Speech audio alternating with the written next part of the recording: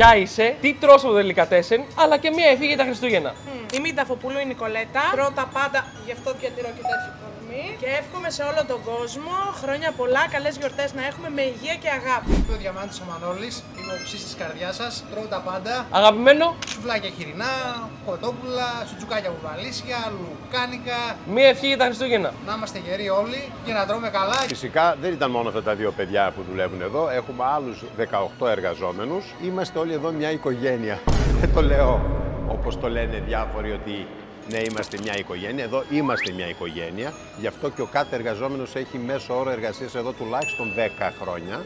Και αυτό αποδεικνύει την άριστη σχέση που έχουμε όλοι μεταξύ μας. Τα Χριστούγεννα να είναι καλά για όλους. Εκ μέρους του Delicatessen και των εργαζόμενων του και εμένα προσωπικά και των συνεταίρων μου Χρήστου Κουδούνη και Βάιο Ποδιώτη, σας ευχόμαστε χρόνια καλά.